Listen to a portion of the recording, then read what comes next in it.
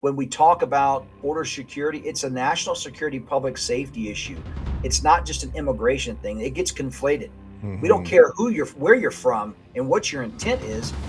You crossed illegally. Yeah. If you go rob a bank today to pay your light bill, hey, I'm sorry you had to pay your light bill, but you still robbed a bank. And that's kind of where we have to look at this from the border situation.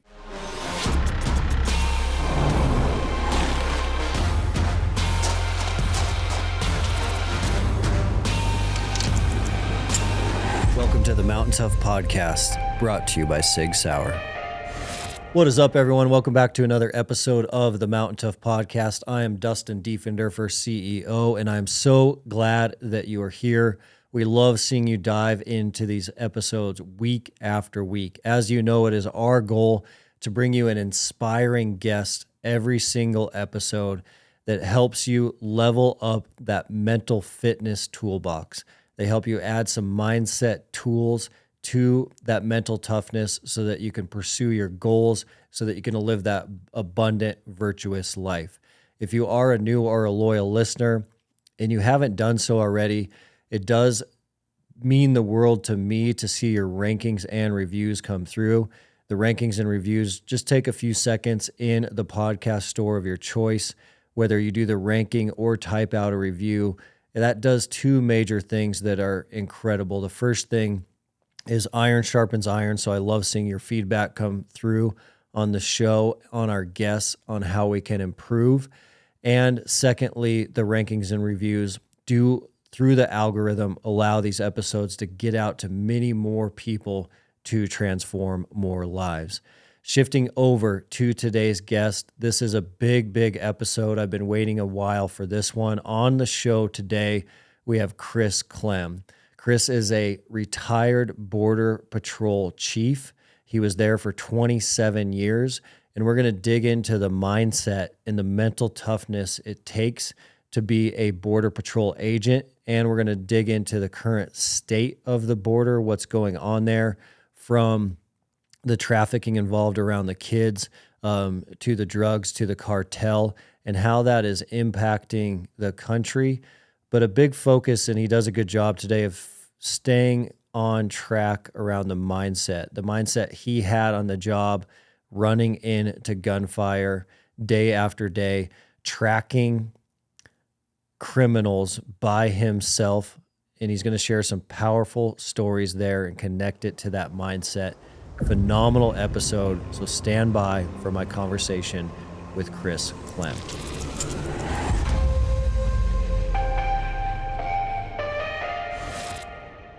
I did want to start with your career briefly, because I know it was a long one, and recently retired. Yeah. But how did you get into that, and how did it shift over the decades? Yeah. So I did 27 and a half years as a U.S. Border Patrol agent. I started in 1995, and it was kind of an interesting story. I was in college at Sam Houston State University. I was a criminal justice major. I really wanted to be a U.S. Marshal, because back then the remake of The Fugitive had just come out, and everybody that I knew wanted to be Tommy Lee Jones, man, blue jeans and a blazer, happy and handsome. I mean, that's what we wanted to do. But the marshals weren't hiring. And so I had set up, it's kind of interesting. I had set up an internship with the Texas Alcohol and Beverage Commission. I was going to be deputized for the summer, do my last 9 hours before I graduated. It was going to be great. It was going to be down at the beach in Victoria, Texas. And I was like, oh man, I didn't have any grays then. So I was young enough to do some undercover work. This was going to be exciting. And I'd gone into my advisor's office, and the grad assistant had told me, hey, we just got this fax, from INS, Border Patrol's hiring. It's a federal job. You should look into it. And of course, this is 1995. Yeah. Early 95. We didn't have internet, so it was a facsimile. So we called a 1-800 number. And I made the basic qualifications, got a package, applied. And man, next thing you know, I'm getting a call from a background investigator, I get a job offer, and I got 9 hours left to graduate. I'm like, my parents are going to kill me. I put them through hell to go get out of school, and I can't quit now. So I crammed in 3 weeks of summer school to get my 9 hours, graduated, took my final exam. 3 days later, I was on a plane to El Paso, Texas, joining the Border Patrol.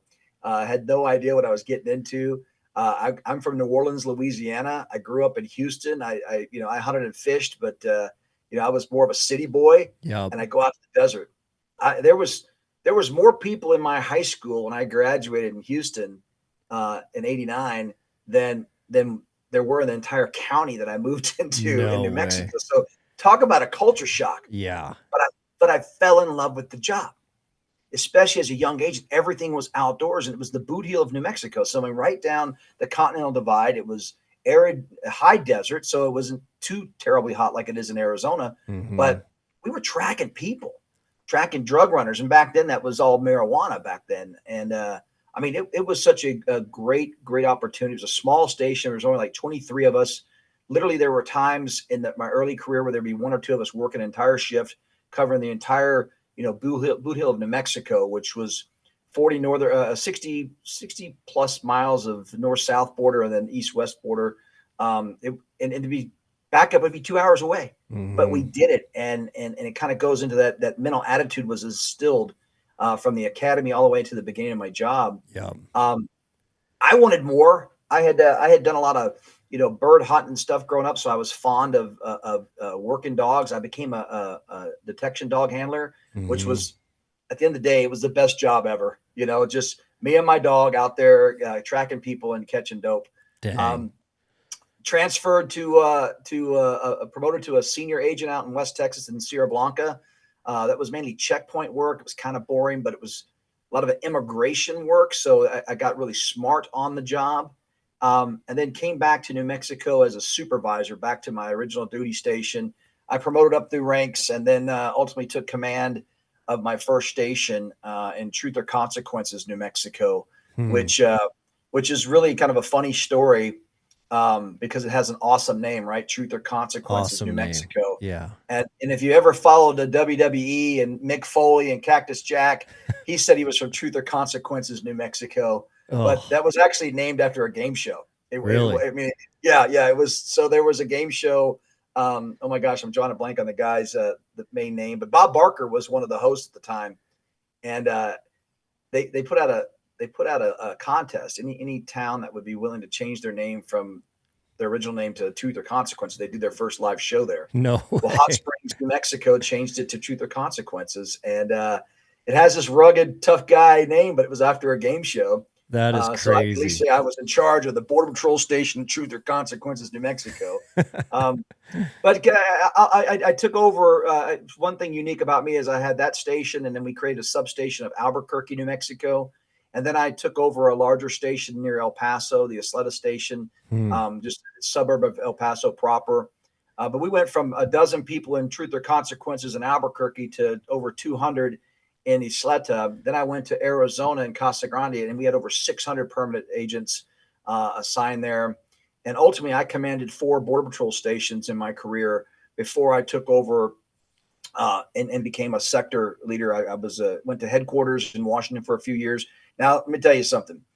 You have to have mental toughness to survive Washington, D.C. because you age in dog years. Half these gray hairs came for the 2.5 years in Washington, D.C. because boy, you want to choke slam people every day because of the nonsense. But I wanted to get out, went back to New Orleans. I went to New Orleans. I took a position as the deputy chief of the sector there. Again, originally from there. I didn't have any more family, but my family was in Houston, my mom and dad and siblings, so I was closer to them. But longing to get back to Arizona, I came back to Arizona for a short time with my family. And then it kind of, got into the senior executive service level, and I took over El Paso, Texas as the deputy chief and ran that for over 2 years as the deputy and interim chief from time to time. And then finally ended my career when I got promoted to chief in Yuma, Arizona back at the end of 2020. And we went from a kind of a under the radar sector, to the busiest in the nation over the last 2 years that I was there. And then I retired, and there's so many things in between there and so many life lessons in between there. Yeah. And we'll get into that, but that's, again, not the shortest answer about my career, but it was very productive, very rewarding, challenging. Perseverance was a key because of the political changes over the course of 5 administrations in 27 and a half years. We Wow. saw changes throughout the time. Yeah. Yeah, lots of change. I can't imagine in that time frame, and going from when you started catching a lot of marijuana runners in those early years all the way up till when you got out. Did you did you feel how much it was changing? Was it obvious? Was it drastic compared to what it is now, or do you feel like you were kind of hit by a bus in those later years? Well, definitely got hit by a bus in the later years because, and by later years, I'm just saying it was under the Biden administration, the current Biden Harris administration. But we saw, in the late '90s, mid '90s, late '90s, marijuana was a cash crop. It was the GDP, moneymaker for Mexico, and even then, it was still, something people didn't talk about and weren't pushing for legalization and things like that in the United States. So it was a big thing to get these dope runners. We started adding and started seeing, like the methamphetamine and things like that coming from Mexico Mm-hmm. in the late '90s, early 2000. Obviously, coke and heroin had always been smuggled through, but that was mainly at the ports, not between the ports where Border Patrol was encountering them. Um, but we really saw, for the first decade of my career, the majority of the people that we caught in between the ports of entry at the border were mainly single adult Mexican men. I mean, they were generally here looking for labor. They were laborers. They were working in the ag fields. Hmm. There was literally you could track a seasonal trend based on harvesting seasons across the southwest of the United States, across the East Coast. People could sneak in and go do the ag work on the southwest part of the country. Then they'd go east into the tobacco fields in the East Coast It's and working. move around. And that was a seasonal trend. And a lot of them would go back at the end of the year because they made money and they wanted to go back home to their family, and then they would sneak back across before the spring started. Hmm. Um, Occasionally, you'd get somebody that wasn't Mexican. There'd be Central America, the Northern Triangle countries. Anybody beyond that was truly an anomaly. And we started noticing the shift and change in that I would say, the beginning of President Obama's second term. We started seeing a huge influx of Central Americans, a lot of family units, where we went from single adults to now we had moms and kids with dads, and then we had the huge influx of unaccompanied children. And that's when the enforcement system kind of caught up with the backlog of the immigration system and brought everything to a screeching halt. Yeah.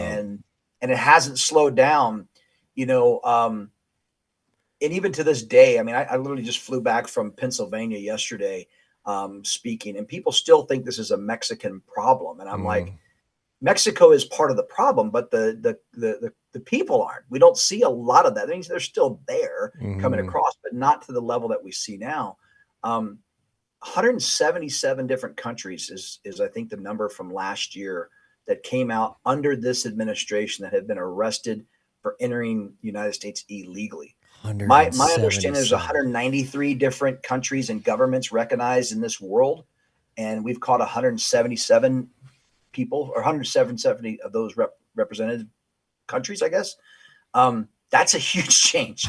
Um, Yeah. and yeah, the majority of them are hemispheric, or Central America is not really a problem, but it's South America. We're getting so many from Venezuela and Brazil, and then you get them from all over the world. I mean, there are countries that when I would look at my report when I was chief, I'm like, I've never heard of this country before. And like, we didn't either, sir. It's a subset of a government. They were just recognized a year ago. I'm like, well, I didn't get the memo, but yeah, Man. I mean, literally had a passport from that country, and I can't even think of the name, but every former Soviet bloc country you can think of, we catch it. Every East Asian, Southeast Asia country, we catch them.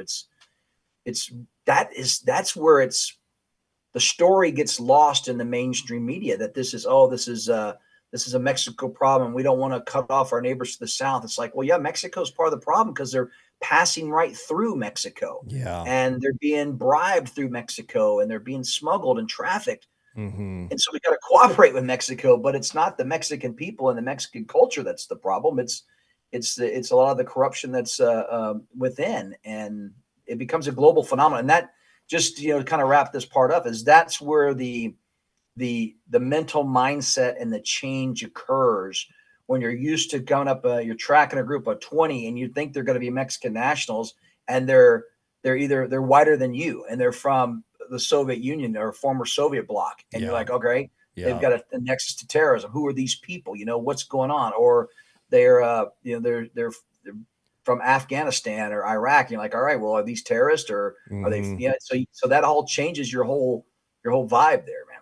I was wondering about that, just that mindset, because going from chasing down a dope dealer, especially in those early years, a marijuana dealer that might be a single male by himself, that has to be a lot different when you run into 10, 15 guys from a different nationality and you're not sure why they're there or what they're up to, the reasons behind that mindset going after some of those groups had to be wild.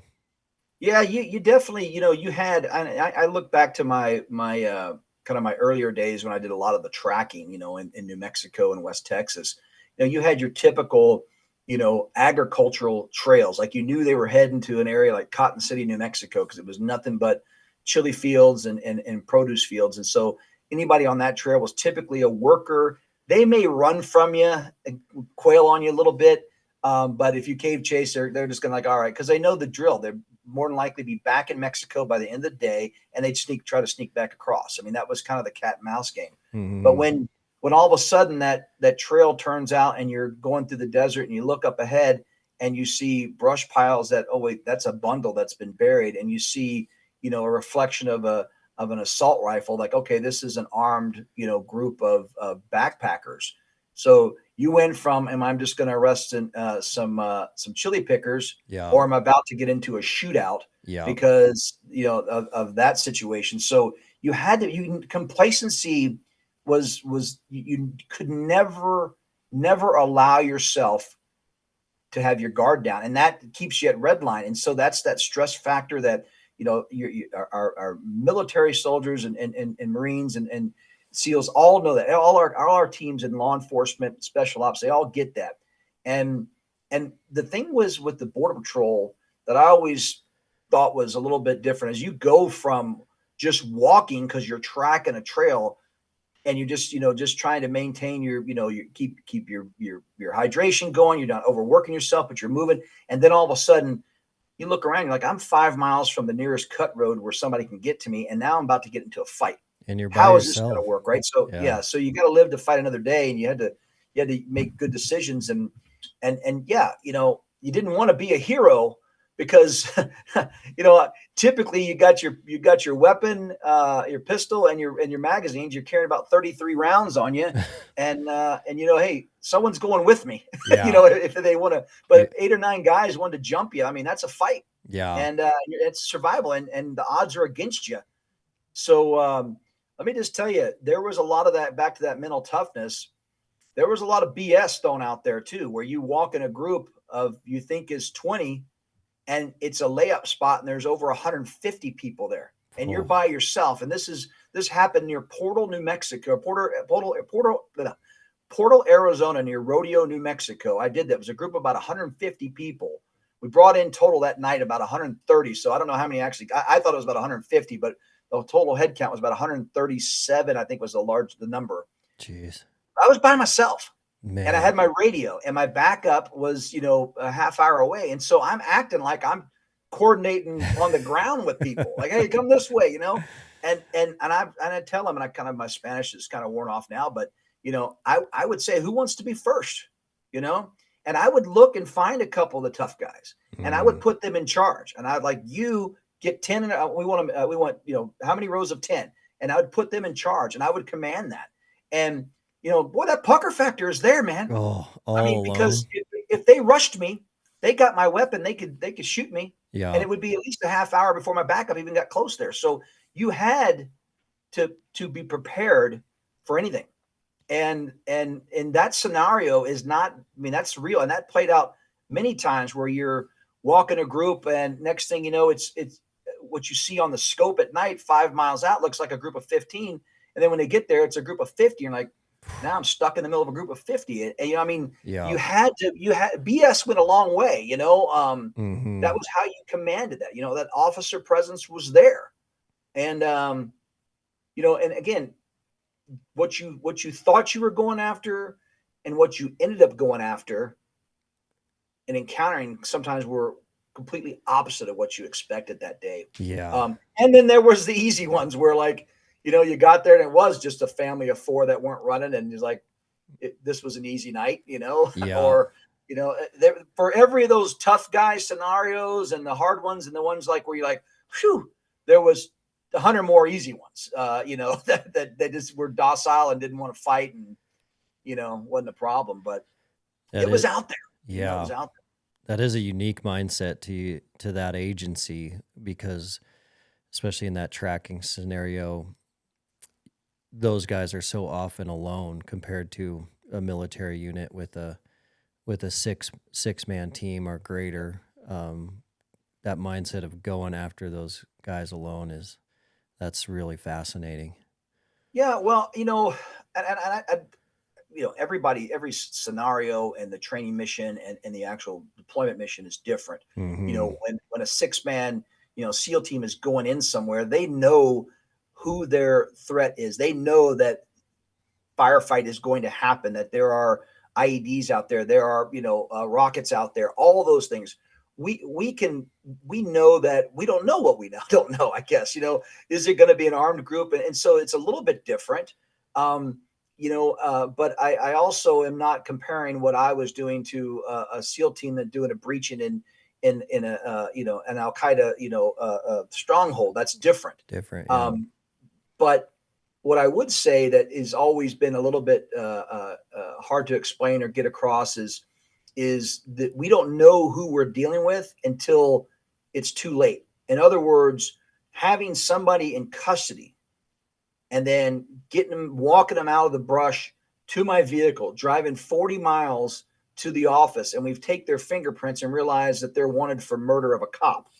So this whole time, this guy I had to wrestle and fight, he would have been willing to kill me because he had that in his background. Or this person doesn't look like what he's claiming. You get back and he's got a hit on a terrorist database. And you're like, well, 3 guys got away when I caught this guy. What got away? So we go back out there and round these guys up and realize, you know, those were just the guys. Phew, we caught the bad guy. Yeah. I mean, that's just kind of where that whole mental attitude, you know, is, you know, it's all forged the same way through training and preparation. But our scenarios are, you know, we long for the boring days. And that's another thing that I try to tell younger agents is, and I think most people in law enforcement agree, boring days are good days. I mean, they're not fun because you're sitting there watching the clock tick, but that means you got home alive. That means you didn't get hurt. That means things were okay, that maybe your plan's working. It can make for a long day and it can be mentally exhausting. But also, you know what, going to work at 6 o'clock in the morning, not getting home till 9 o'clock at night, putting 30 miles on your boots and, you know, and holes in your jeans and blisters on top of blisters only to, you know, catch half the group is exhausting. And you do it the next day, you know? And then, you know, having to deal with finding dead bodies, you know, having your own agents get killed. I mean, those are things that all wear on you and you got to prepare for. So, you know, it's tough, but it starts, it's not easy. You know, if it was easy, anybody could do it. Just like, you know, in our military, if it's easy, anybody can do it. Or, you know, especially when you take it to the next level and you go into special ops. Hey guys, I did want to interrupt for a quick minute right here and let you know about some supplements I've been taking.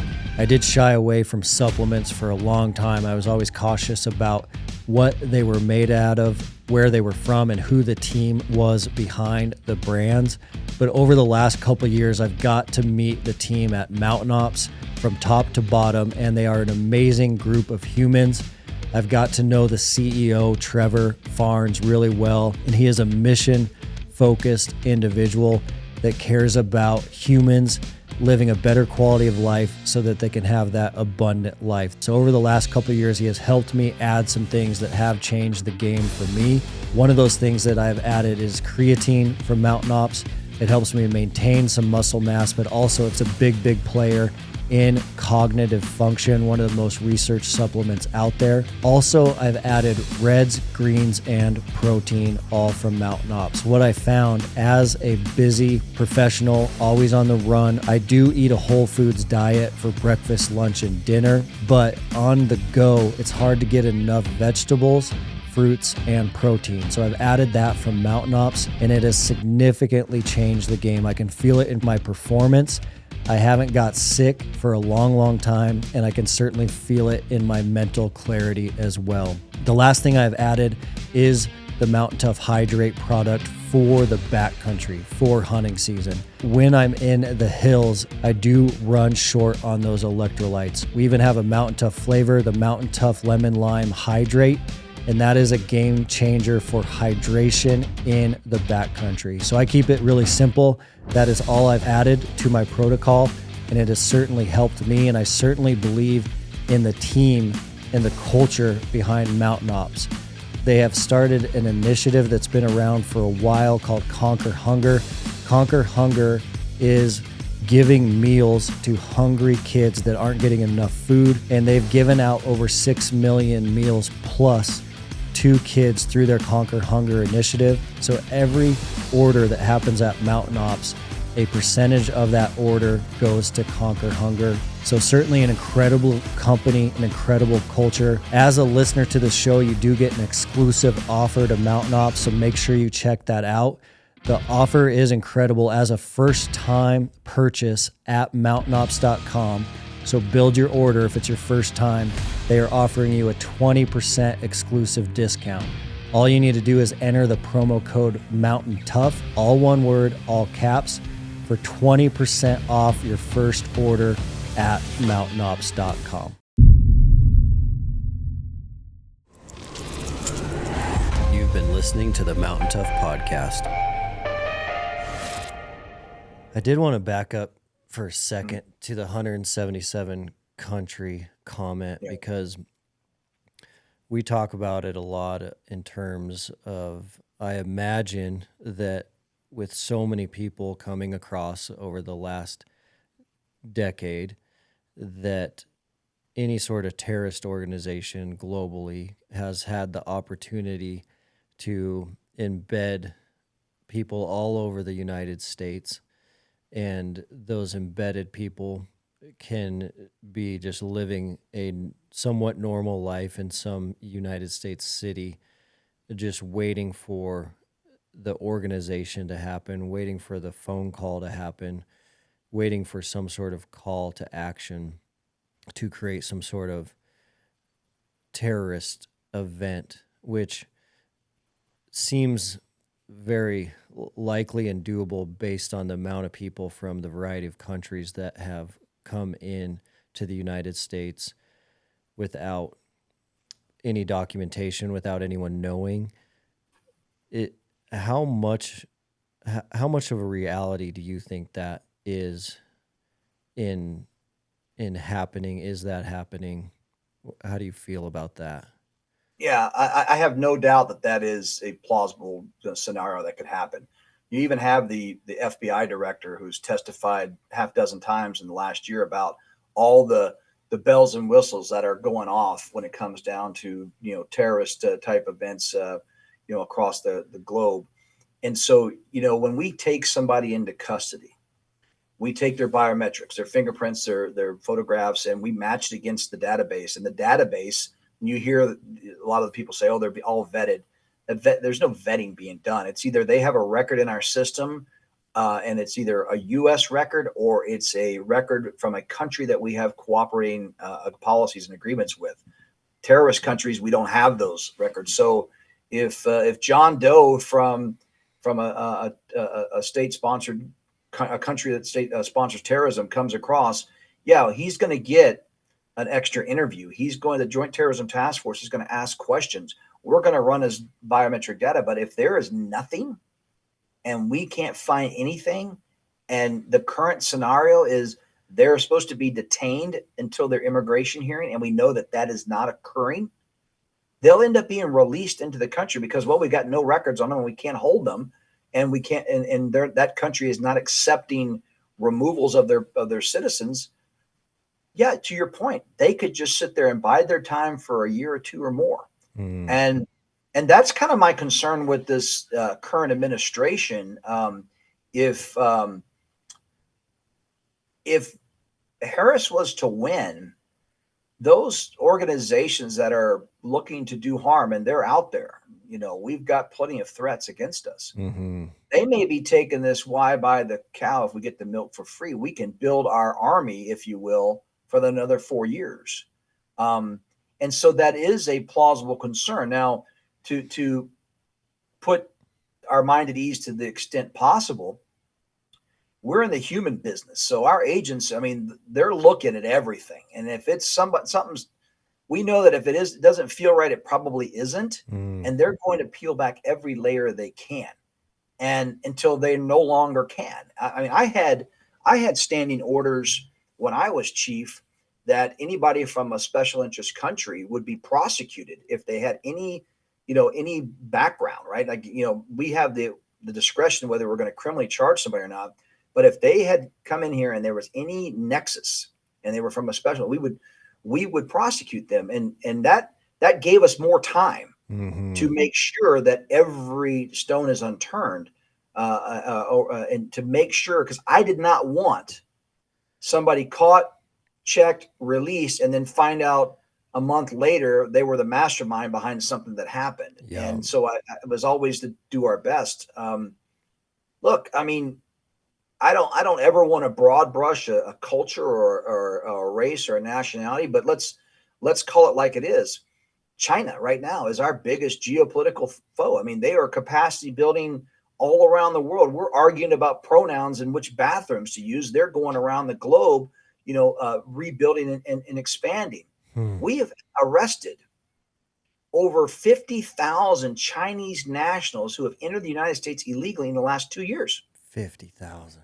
Yeah. I mean, we went from 450 in 2022 to over 24,000 last year, and we've exceeded 24,000 already this year as of June. So we're already in September.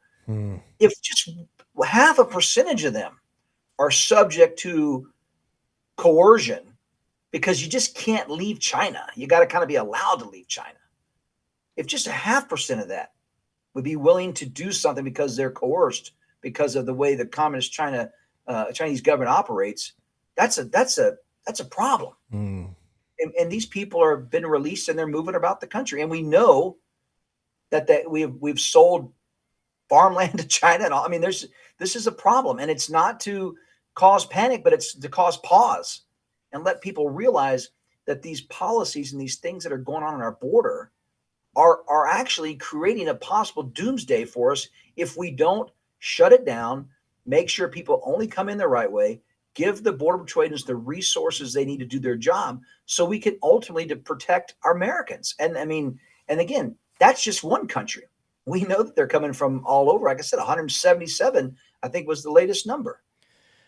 Yeah, and those numbers are just counting the people that have been caught, correct? That doesn't count the people that we've never caught. Yeah, the gotaways, right? So there's the Congressional Budget Office put out some numbers this spring. I was looking at a Senate hearing, and I think the number was just over 1.8 million gotaways under this current administration. And I mean, and so a gotaway is, when you cross the border, especially the southern border, there's three options. And the same applies to the northern border, I guess. But you either get caught, you get arrested, you turn back south, or in the northern border example, you'd go back north, or you get away. We either see you and we don't catch you. I run up a group of 20, I catch 10 quail on me, I never catch them. That's 10 gotaways. Yeah. We're tracking and we see footprints. We're driving along the border. We see a group of 10. We track it out a couple miles, never catch them. That's 10 gotaways. We see them on camera. We see them on a sensor. We never catch them. That's a gotaway. It's pretty good estimation based on the experience of the Border Patrol and the data we have. And then there's always that factor of what we don't know that we never got to check, never got out to a section of the border. But I'll also tell you this. The criminals, we've caught just under this administration over 52,000 criminal aliens compared to 15,000 under the Trump administration. So statistically speaking, if we've caught that many criminals, there's going to be that subset that's in that gotaways, right? Same thing with people on the terrorist database, 14 to compared to 378. So statistically speaking, there's going to be some of those in that gotaway. Yeah. And that's why when we talk about border security, it's a national security public safety issue. It's not just an immigration thing. It gets conflated. We don't care where you're from and what your intent is. You crossed illegally. Yeah. If you go rob a bank today to pay your light bill, hey, I'm sorry you had to pay your light bill, but you still robbed a bank. And that's kind of where we have to look at this from the border situation. This is a national security threat. I mean, you know this. Our military handles things abroad. It is our domestic law enforcement handles things here, in the United States, and it's our border patrol agents who are our front line of defense in peacetime, right there. I mean, obviously, we were in an act of war. Our military would do some different things, but they're mainly abroad.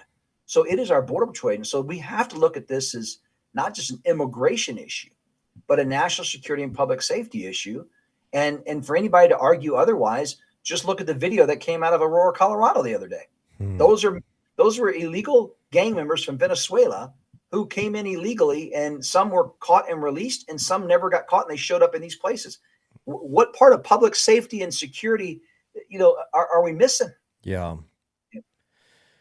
Yeah, I'm curious your thoughts on if we were to fix our policies overnight, what are our odds of getting a lot of these criminals and sleeper cell type members deported back out of the United States? So even if we were to flip the table today and fix our policies and fix the border, is it possible to get those dangerous individuals out of the country? Yeah, and again, part of the show, right, is that it's the mental mindset. If we have the will, if the commander in chief or the president says we're going to do it, and he gets the right people, like I can tell you, a retired chief would come out to start doing it. Yeah. It is about where there's a will, there's a way. And it always starts with, we have to secure the border first. Let's finish what we started under the previous administration that was reversed under the Biden administration. We can get some data points on that if you'd like. And then we have to, this is where this is critical for all your audience, because all politics is local, whether it's your city council, your mayor, your county commissioners, your state reps. These sanctuary city and sanctuary state policies are, I don't dismiss that somewhere they started from a good heart. We just want to help people. I get that. Yep. But what we have seen play out all too often in the last few years is the same people that you want to protect are actually the ones that are being victimized and exploited by that scourge of criminal element that exploits people throughout the whole smuggling network, the trafficking networks. So when you say, oh, we want to, there are a lot of people out there that say, well, if people are concerned about being deported, they would never report crimes. Well, guess who's committing the crimes? The people that are not reporting it, or the people that know you're not going to do anything because they'll deport you. So they're being exploited. We're actually exacerbating the problem.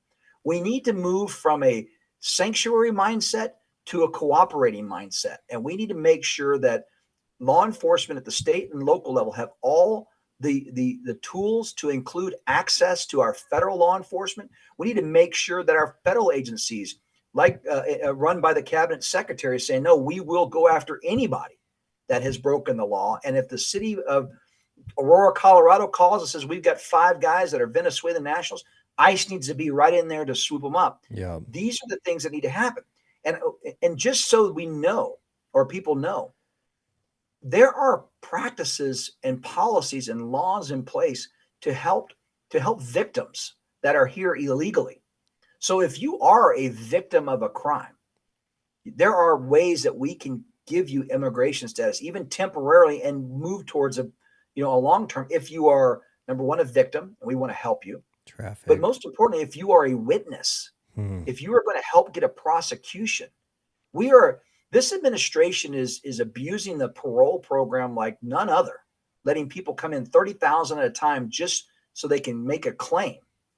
Why wouldn't we take that same energy and say this person witnessed a trafficking situation or an abuse situation of migrants? They're undocumented themselves, but they're willing to testify. If you're willing to put your neck on line to get a prosecution and support our justice system, I'd be willing to say, how can we help you? As Hmm. long as we get that bad guy in jail, he does his time, and then we can remove him from the country. So if we can move from these sanctuary mindsets to cooperating mindsets, and say, look, we're focusing on the criminals. We're focusing on the aggravated felons. We're focusing on the people that have been ordered removed, but that have escaped justice. We're not focusing on mom and pop who came in here 20 years ago and have just made a good life that just never took the next step. But we'd be willing to help you Hmm. if you're willing to cooperate with us. So I think we could. I think it's definitely doable, but we've got to put a band-aid on some of the bleeding heart, because we don't want to lose our empathy, and we don't want to lose being that beacon of hope for those that are truly persecuted and tortured. Yep. But we also should not allow people that don't have a right to be here to persecute and torture people here in the United States. And that's what ultimately happens with a lot of these sanctuary policies. I mean, I just don't believe that a lot of these policies came from a bad place. I think they came from, we want to help people. Yep. And then, just like everything else, you give somebody an inch, the bad guys will take it a mile. And now we're seeing it play out all over the country. And I as much as I hate it, I think that's going to help people come November, making their if they were on the fence and undecided about things, going, hey, you know what I saw in Aurora, what happened to Rachel Morin's family, to Lake and Riley, to Jocelyn, to all these people that have happened, in the last just a few months, that Hmm. shouldn't happen for people. We're not going to get rid of evil. We're going to try, right? We can crush it, Yep. but God gave us free will, and with that came evil. Yep. But when you have factors in this equation that don't even have the right to be here, that's a problem. Yeah.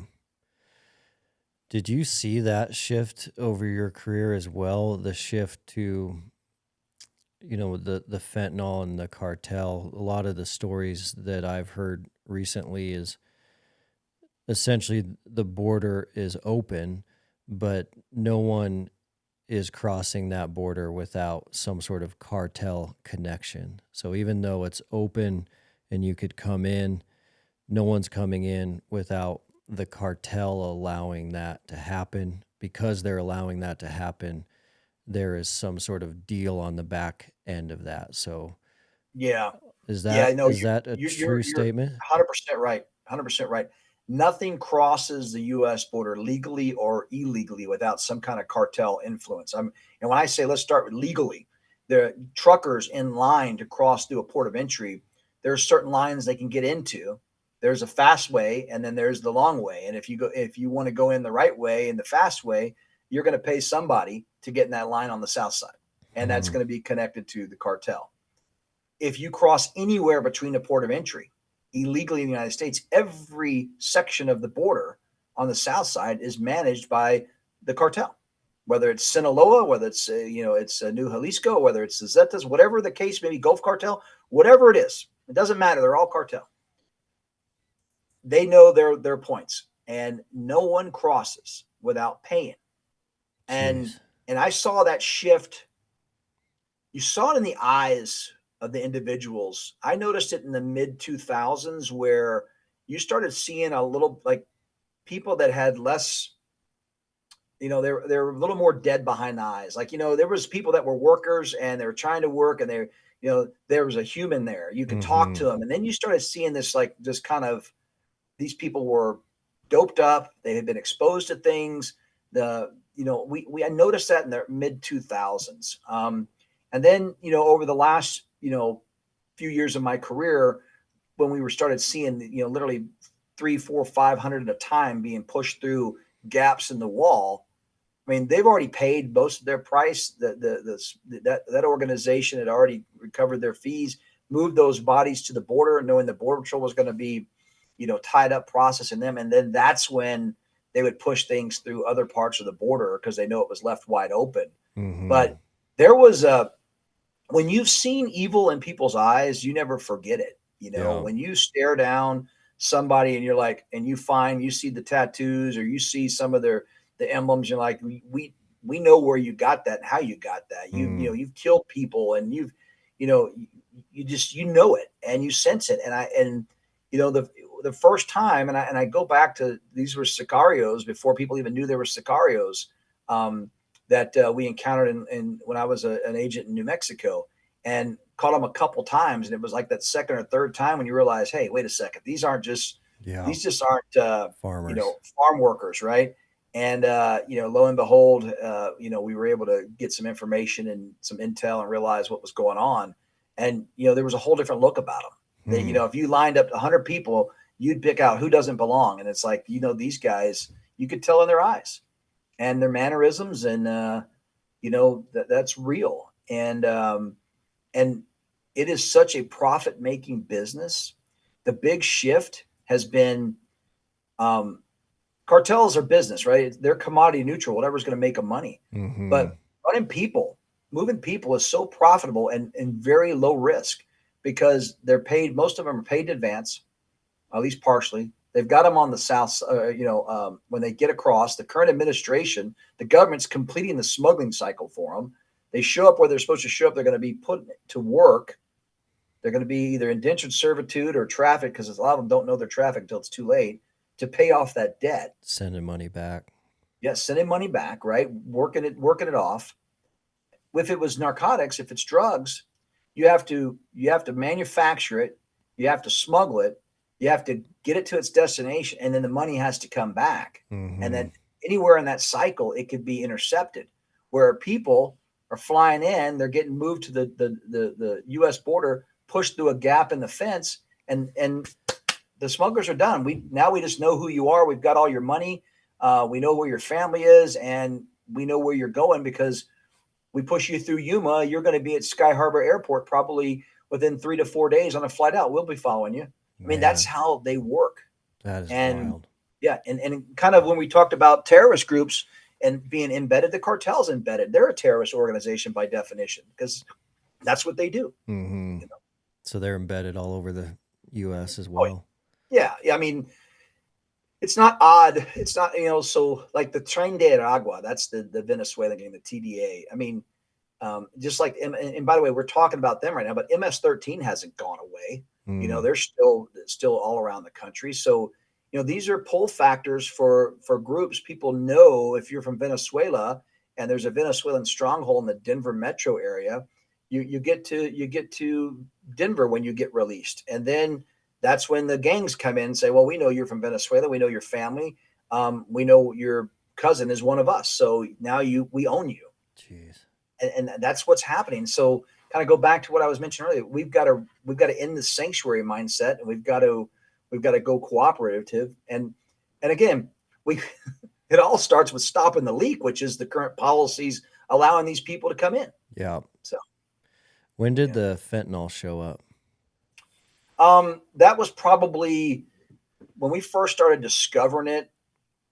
2018, 19 is when we started seeing it. And then it kind of ramped up in 2020. It's coming from China and it's in its raw form, right? It was in its powder form and it was being smuggled in powder. And that was really dangerous for law enforcement because typically when we found a square bundle of something, it was just our hard-headedness, boom, stick a knife in it. Now it's white, it's probably coke or meth or something.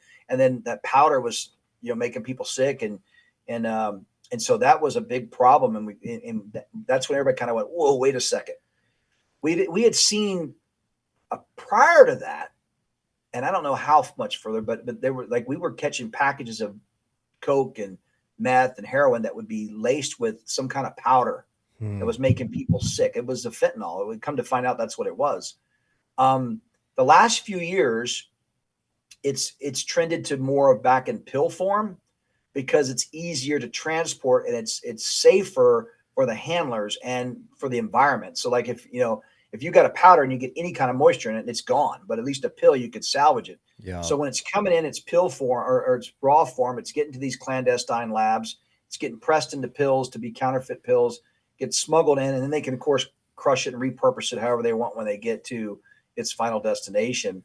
The only saving grace in that is when it's in pill form. Cops and agents know that if you feel something that feels like a bag of pills, chances are it's probably fentanyl. The other part to add to that is these are the same labs that are making counterfeit, painkillers and, Percocets and Darvocets and you name it. And DEA put out a number not too long ago that said, I think 7 out of 10 black market underground pharmaceuticals have traces of fentanyl that could be deadly in it. Jeez. So somebody's thinking they're getting a cheap deal on some, painkillers, some codeine, whatever. They got to be careful because it could be laced, and that's the problem. And it's also a concern that I have for a lot of the snowbirds and the winter visitors that come down to the border and then go to Mexico to get their prescriptions filled is that, some of these pharmacies have good reputations down there, but, at some point there's always that risk. I sure would hate to see grandma and granddad going to Agadonas, Mexico, and getting a prescription refilled for blood pressure that was pressed in the same lab that somebody made some fentanyl pills on. So it's deadly, right? And it's coming from China. And again, there are, I think, almost 300 deaths a day from poisoning and opioid overdose in the country. Again, the fentanyl is poisoning because I don't think people are purposely taking it to kill themselves. They're being poisoned by this. That's a plane crash a day. Jeez. If we were having a plane crash a day, we would shut down the airline industry and get it right before we flew again. But we're not doing anything about this in the fentanyl. And I live in Arizona, and we've got plenty of those people, especially in the Phoenix area. You just see them, and they're wiped out. We've got an issue with that, and it's a big concern because even the rite of passage for our teens,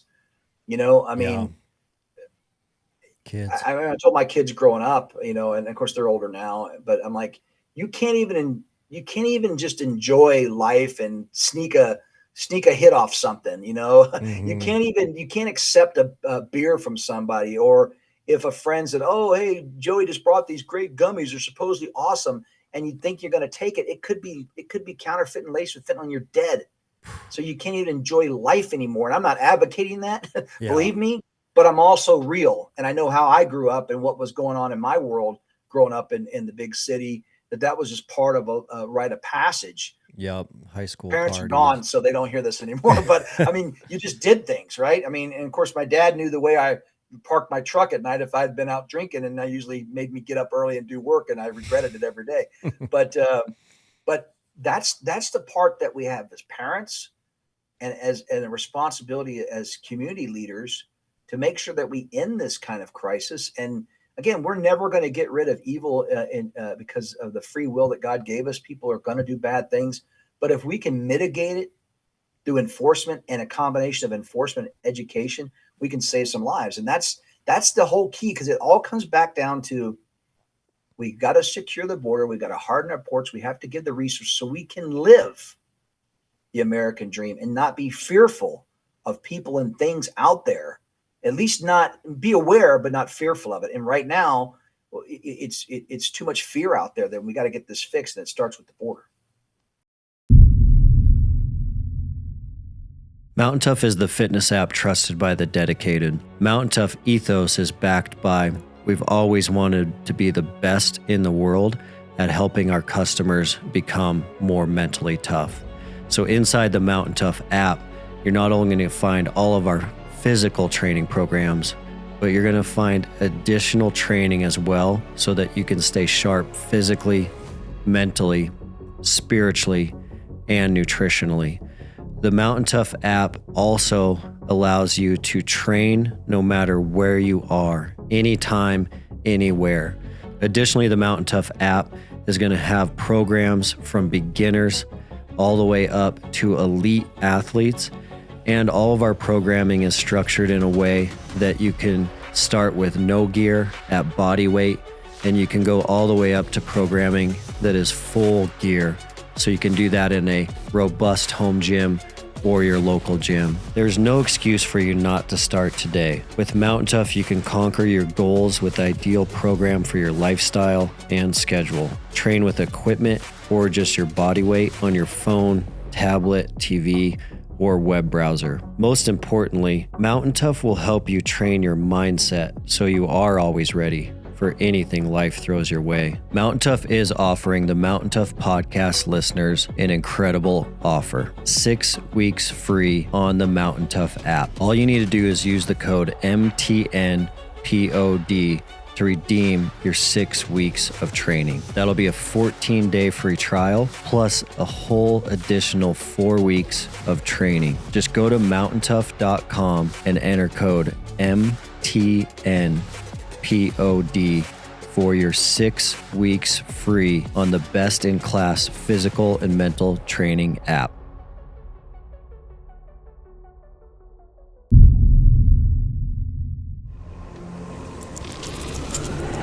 You've been listening to the Mountain Tough podcast. Yeah, and I want to keep us tight on schedule, and we're getting close, but in some closing thoughts, I wanted to make sure we had a little bit of time to talk about the kids that are victims of this whole scenario. And some of those statistics coming out are mind-blowing to me. And, you and I talked about, as before the podcast started, how Mountain Tough and my wife and I have been getting more involved in stateside trafficking rescue work. And it's all connected, but there are some wild stats, like 120,000 children came across the border last year. And I'm not sure if that fact is 100% accurate, but we have no idea where those children are at. So they crossed, we have documentation that they crossed, but we have no clue what city they're in, where they're at. And so not only is it the drugs and the crime, but then it's the trafficking of adults, but there's a major, major issue here with the child trafficking. Yeah, and that's the part that is really just mind-blowing when you look at the political implications of border security and immigration. We can't even get the left and right to figure it out when it comes to the kids, if nothing more, address the kids. So there was a recent DHS OIG, so Department of Homeland Security Office of Inspector General report that goes back a few years. It just came out a week or so ago, and I think the number is 320,000 missing children over the last few years. And so anytime we encounter an unaccompanied child, that is somebody that is 17 or younger that is not with their parent or legal guardian. And that's critical because you're orphaned and you're raised by your brother, and your brother's 19 and you're 16, you come across illegally, we have to separate you because the brother never got legal guardianship. So there's those type of situations. But we've encountered kids, tender age kids, 12 and under, just all the time. Some in diapers, some that you still count in months. 18-month-old with its 3-year-old sibling, dropped over the fence, and they're just left there waiting for Border Patrol. Our job is to get them immediate. They're our priority. They're our most vulnerable. So we get them immediate medical attention, and we have to have them processed and placed with Health and Human Services Office of Refugee Resettlement within 72 hours. They get transferred to wherever Health and Human Services is going to place them. And it's usually in a shelter or a facility that manages that age group, whether it's teens, teen girls, teen boys, tender age.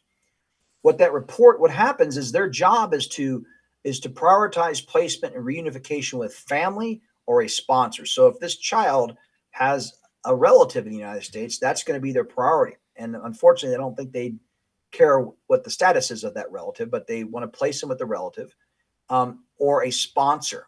And then within a week to 10 days of that sponsor taking custody of that child, there has been they're supposed to follow up with a phone call, basically to see if little Johnny is okay. And my understanding is that's where that number of the started with 85,000. Now I think it's upwards of 320,000. They're unaccounted for. In other words, no one answered the phone. Insane. We have no idea if it was caller ID and it's like no number, I'm not answering, or this is a government phone, I'm not answering, or they just refuse to answer the phone. Who knows? So we don't know if Johnny is living his best life, is being tortured, or has been murdered. We have no idea. So yeah, technically he's unaccounted for and therefore missing. We don't know if they even made it to where they were supposed to go. And that's a scary thought. And I'm telling you, that's one of the, go back to that mental toughness. You get very jaded in this job because you see and you know that by policies, this kid's going to, the safest that kid's been at that point has been in Border Patrol custody. Yeah.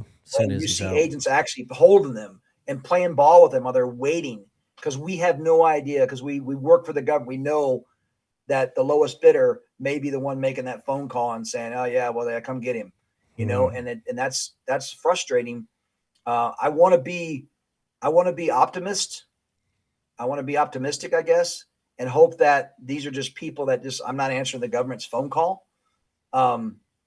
But I'm also been there, done that, and got the battle scars. And I know that we've completed that smuggling cycle. And a lot of these kids are at least probably even again, 1 to 5 to 10% of them of that. If that's 32,000 kids that were murdered or are being raped and tortured right now, that's a problem. That's a problem for America. And that's definitely something that we've got to stand strong on. Yeah, especially a bipartisan, like no one should argue over that. Those kids are either murdered or it's labor trafficking or sex trafficking. And certainly some aren't answering the phone, but not 320,000 aren't answering the phone.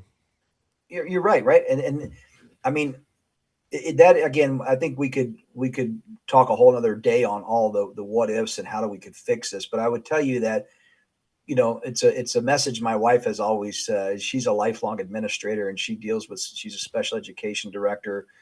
So she's dealt with vulnerable children and populations for her whole adult life career.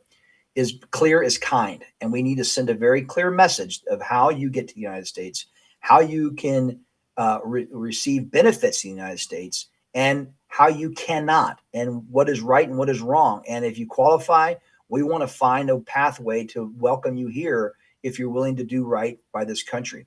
But if not, we're going to send a very a clear message, which is very kind too. You cannot come in this way. Do not put yourself in harm's way. Do not put your families in harm's way. And I'm sorry that you have to apply and wait until you get an answer from us before you come to the United States. But to me, managing those expectations through a very clear and concise and transparent pathway is much better than this convoluted nonsense that's saying, hey, everybody should come in and have a bite at the apple. And that just is causing exploitation and causing the problem of why we have over 10 million people that have come in illegally in the United States in the last 3.5 years. Yeah. Why we have 1.8 million people that known gotaways. Why we have 320,000 missing children in this country that came in illegally. We hadn't even touched about the missing indigenous Native American women and kids. I mean, and you know, I grew up in the milk carton era where people were missing on milk cartons and mail and post offices. You don't even hear about that anymore. No, can't even. We were only talking about transnational situations. We still have people that are trafficked within our own neighborhoods by our own U.S. families. This is a problem, and it's we've got to get it right, man. We've got to get it right. Well, I know we're out of time. In closing, I guess last closing thought, but talking about mindset and mental toughness, how is the mindset of the agents right now that are, you know, still fighting the good fight through all these pretty bizarre policies? Well, you know, I would tell you this, that Border Patrol agents, we've always kind of said we ride to the sound of gunfire. We are a resilient, tough group. We were trained from the academy day one that we were doing this on our own. Backup and a partner was a luxury. So we've always kind of had that attitude, and that's what's kept us going for the longest time. but we're also human. And, we have external stresses as well as the internal stresses. And that's always been the concern that I've noticed over the last few years, especially we go from administration, like a President Trump administration that championed Border Patrol and called us heroes, to a Biden Harris that has vilified and demonized us and then told lies about us. I mean, we are human. You take that badge off and there's a heart there. So the morale has definitely hit all-time lows over the last few years.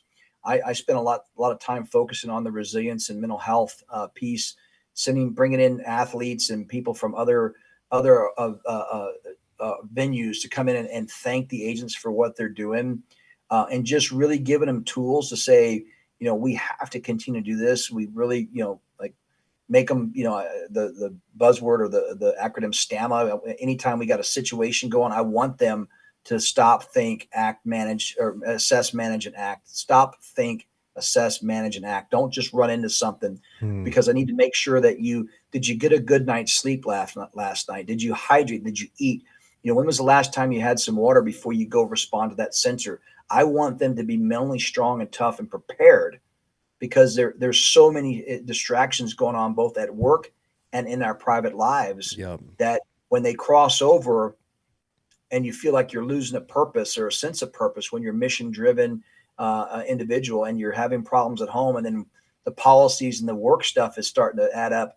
We had a rash of suicides. We did hit high numbers of suicides. We've hired suicidologists to try to work on the behavior side of it, but that takes time. So I really told our guys to focus on the task at hand, take care of themselves. We can have the best peer support program in the world, but the best peer is your partner sitting right next to you. Talk to them. We have to get the job done. We have to roll up our sleeves and get dirty, but it's okay now to talk about what's driving this and what's driving your problems, or, because I need you to come to work, but I need you to be healthy. And we've invested a lot of time, money, and energy to not only just the agents, but their family, because it's always not the agent. It could be their kid in school who's having problems, that's causing problems at home. So, we've looked at that. And again, anything, whether it's military or law enforcement, you have to have that competitive edge. You have to have that blade sharp at all times.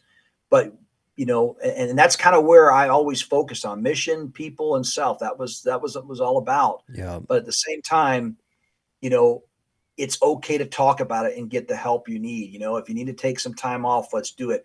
One of the things that we did, and I'll close up with this, is the last few years, we started really investing in like our physical fitness and our physical health initiatives. We're one of the few agencies, which is crazy, that you have a physical fitness standard to graduate the academy, but we never measure that the rest of your career. So you can be in the best shape of your life when you graduate. You can gain 300 pounds a year later, and we never hold you to that standard. I mean, you wouldn't survive very long walking in the desert and doing that. But we give the agents now, they have a 1 hour a day.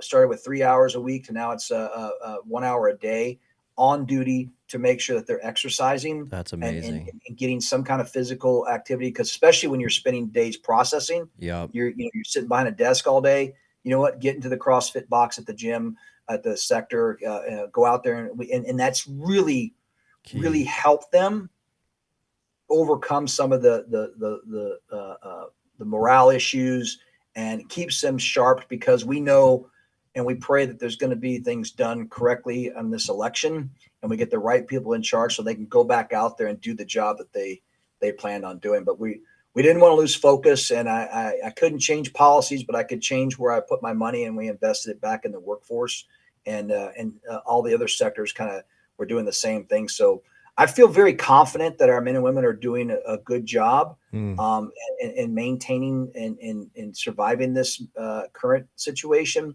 We still have some people that have unfortunately taken their own lives, but we're a resilient bunch, and we continue to drive that mental mindset because we want to come home at the end of the day, and that's the goal.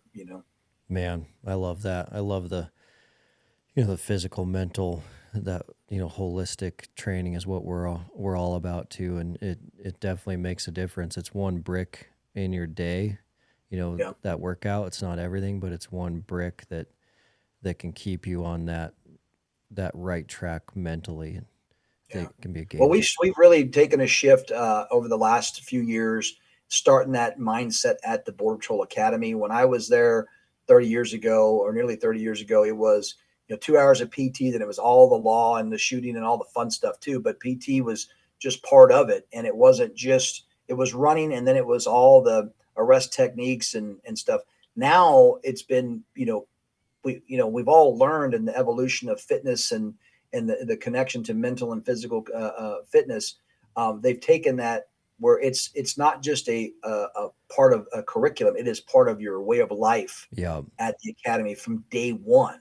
So we've created that environment to where, regardless if we ever have a PT standard afterwards or not, that's their life. Where Mhm. back in my day, it was get through 71 in a gun and you go out there and did your job. Now this has become, I can just see when I look at the young men and women that are coming in, they're in such a better situation physically and mentally than some of us were. I mean, I'm old school, it was, yeah you benched, you squat, you deadlift, and you ran if you had to, yeah push-ups, pull-ups. Now they're doing functional exercising. They kind of incorporate all that stuff. And it's their way of life, 8 hours, 10 hours a day at the academy. And that hopefully continues on. And I saw it with the younger agents coming in, you know, taking full advantage of all the mental health and physical health things that we put in place, where some of us all salty guys were just, you know, yeah doing it the old old school fashioned way, yeah So yeah, yeah, man, well, thanks for being here. Thanks for sharing, the current state and some of those details on the situation, and really appreciate you unpacking, the mindset of the agency. That was super helpful, and appreciate the work you're continuing to do as well. yeah. Thank you. I really, I mean, I hope we answered the questions and got you what you needed, because there's so many areas that we can go into, and Yeah. but reality is based on kind of where the show goes. It is you have to have that ability to have that mindset.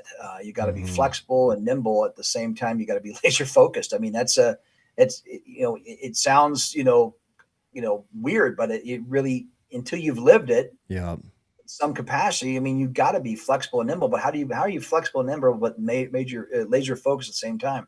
Yeah. you know It's Never unique. lose sight of the goal. The goal is to protect America, and that's what I tell people: protect yourself, protect America. When you have political heads out there and mainstream media that are bastardizing and vilifying and demonizing law enforcement, our military and our law enforcement are all recruiting from the same pond now, and it's getting smaller and smaller. Hmm. We don't want we want the best of the best applying for these positions, because when you're at your worst and you're calling 911, or one of these groups that we've talked about, Yeah. decide to get organized and do something, you don't want somebody that just met the mark. You want the You want best. somebody that left a mark. You want the person that has got the mental mindset to do this job. If I have to call 911, I want my best EMS and cops showing up.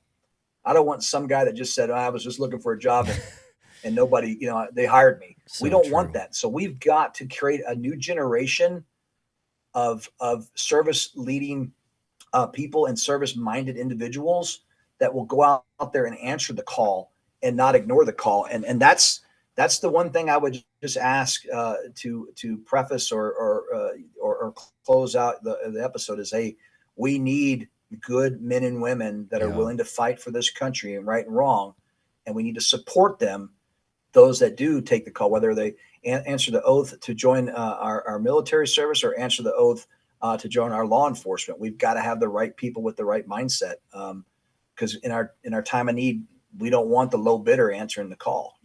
Yeah. So I couldn't yeah, agree more. And that's the family unit, the yeah, father. It's, everything. This whole puzzle is connected yeah, in that next generation coming into these organizations strong, and the stronger they are, the better the country is.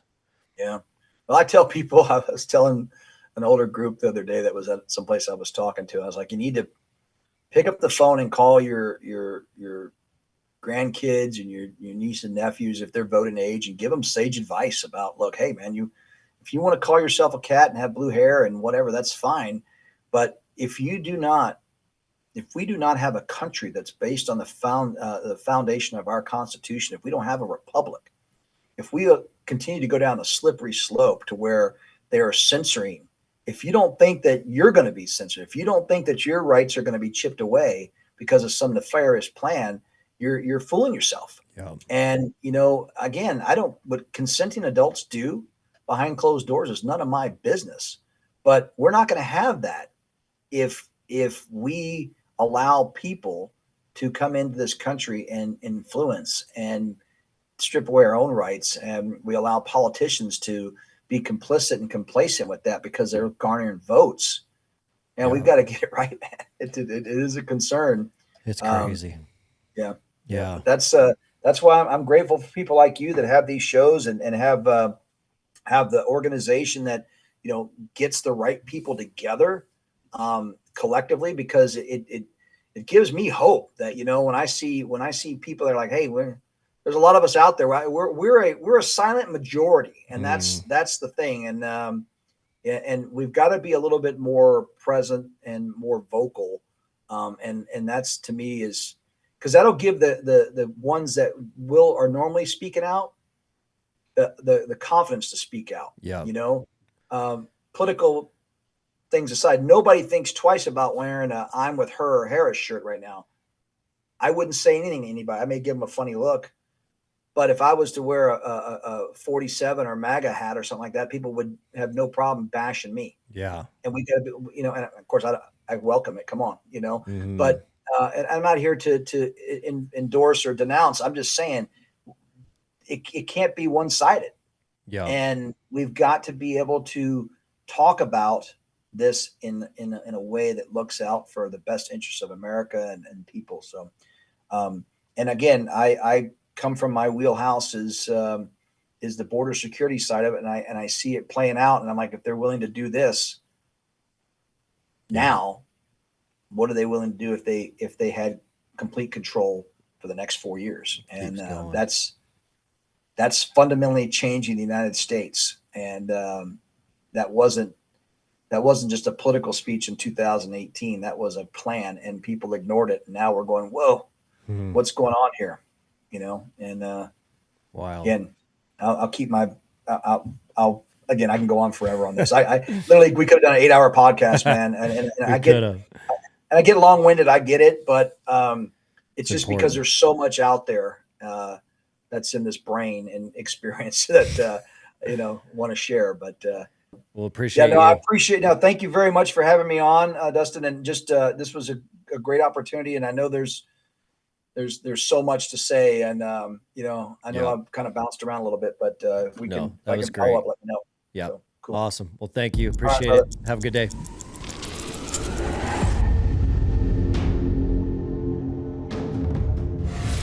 Wow, what a powerful episode. A lot there, as you can see. I think that could have been an 8-hour podcast. We could have talked to Chris all day. A lot to unpack there, a lot going on there.